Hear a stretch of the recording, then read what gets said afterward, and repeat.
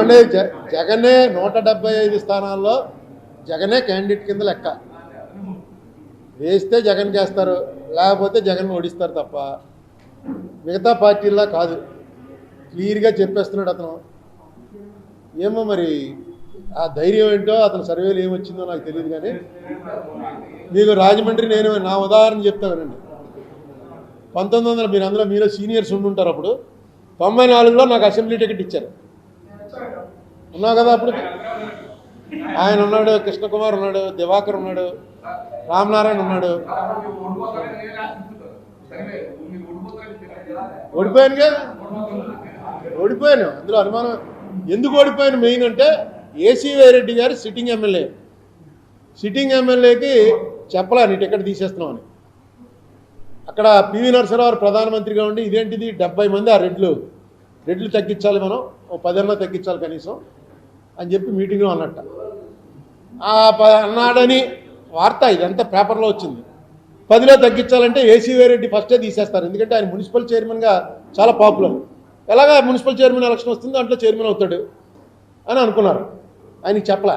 తర్వాత ఆయన గొడవ చేశాడు, నాకు వ్యతిరేకం చేశాడు డైరెక్ట్గాను, ఓడిపోయాడు. మళ్ళా 2004లో నాకన్నా బలమైన క్యాండిడేట్ చిట్టూరు రవీంద్ర. ఆయన 96లో ఎంపీ చేశాడు, 99లో ఓడిపోయాడు. ఓడిపోవడం కూడా మిగతా వాళ్ళతో పోలిస్తే చాలా తక్కువ తేడాతో ఓడిపోయాడు. ఆయనకి 2004లో టికెట్ ఆయనకి తీసేసి నాకు ఇచ్చారు. ఇస్తే ఆయన ఎలా చేశారు, అది లాస్ట్ ఇంకా నామినేషన్ రేపు వేయాలి. ఈవేళ చెప్పి రాజశేఖర రెడ్డి ఏం చేశాడంటే, రవీంద్ర నువ్వు బూరుగుపూడి అసెంబ్లీకి వెళ్ళు అన్నాడు. నాకు ఇంట్రెస్ట్ లేదండి, నేను ఇంటికి వెళ్ళిపోతాను, ఎంపీకి అయితే పోటీ చేస్తాను, లేకపోతే నాకు అక్కర్లేదు అన్నాడు ఆయన. అంటే అలా కాదు, ఇదిగో బ్లాంక్ ఫారం బూరుగుపూడి నీకు ఇచ్చేస్తున్నాడు, నువ్వు వెళ్ళు అక్కడికి. ఇదిగో అరుణ్ కుమార్, నా బీఫామ్ కూడా ఆయనే తెచ్చాడు. ఇదిగో అరుణ్ కుమార్ బీఫారము, ఇదిగో బూరుగుపూడి బీఫాము, ఈ రెండు పట్టుకునండి. నీకు బూరుగుపూడిలో నువ్వు రాసుకో, నీకు ఇష్టం లేదు అక్కడ వాళ్ళని కూర్చోబెట్టి ఎవరు టికెట్ అడిగితే వాళ్ళ పేరు రాసి ఇచ్చేసాయి. అరుణ్ కుమార్ నాకు అవసరం, నా కోసం నేను ఢిల్లీ పెట్టుకున్నాను. సోనియా గాంధీ గారు కూడా అతన్ని ఢిల్లీ తీసుకురావాలన్నారు, అందుకని తప్పలేదు. అంటే అతనికి ఏంటో కథలు చెప్తున్నారు నాకు అనుకుంటూనే వచ్చాడు. వచ్చిన ఆయన ఇంత రిక్వెస్ట్ చేశాడు రాజశేఖర రెడ్డి, మనకి ఆ బీఫార్మ్ ఇస్తాను. ఎందుకు నేను సర్లే బూరుగుపూడి వచ్చి అడిగాడు. బూరుగుపూడి నన్ను ఏమన్నారు, బూరుగుపూడి వాళ్ళంతా తిరగబడ్డారు. తిరగబడేటికి పట్టుదల వచ్చింది, తిరగబడతారని పెద్ద గొడవ వేళ పట్టుదల వచ్చి ఆయన పేరు రాసుకుని నామినేషన్ వేసాడు, నెగ్గాడు. నేను నెగ్గాను. ఇది పద్ధతి, చేసే పద్ధతి.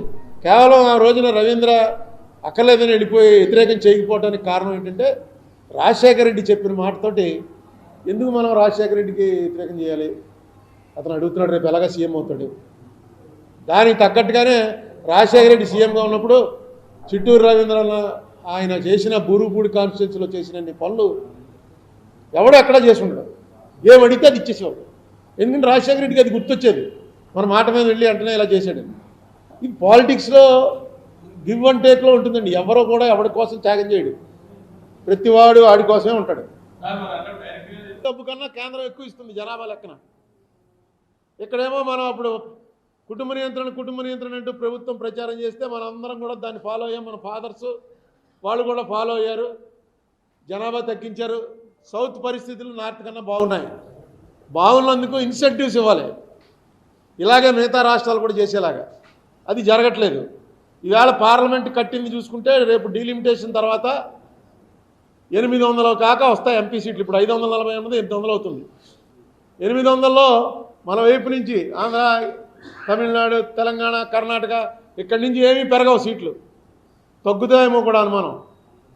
నార్త్లో మాత్రం జనాభా లెక్కన విపరీతంగా సీట్లు పెరుగుతాయి. 800లో 200 మనం ఉంటే 600 వాళ్ళు ఉంటారు. ఇప్పుడే ఇలా ఉంటే రేపు పొద్దున్న ఈ పంపకాల్లో కానీ వచ్చిన డబ్బుని రెవెన్యూని ఎలా డిస్ట్రిబ్యూట్ చేయాలన్న చోట చాలా గొడవలు వస్తాయి.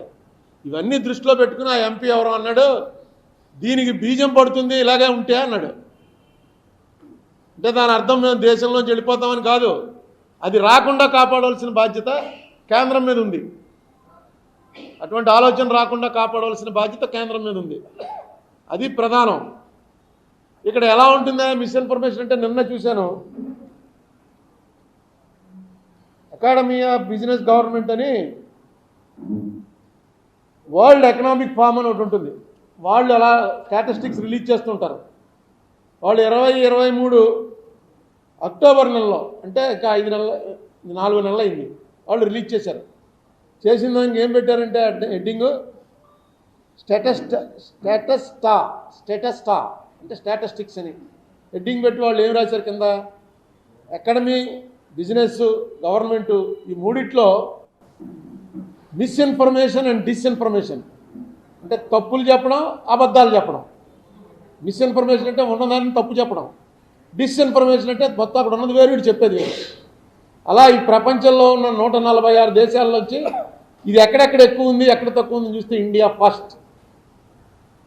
Misinformation and disinformation India first rank. అంతే జనాభాలోనూ ఈ ప్రచారం, పుకార్లు ప్రచారం చేయడం, అబద్ధాలు ప్రచారం చేయడంలోనూ మన దేశం ఫస్ట్ ప్లేస్లోకి వచ్చేసింది.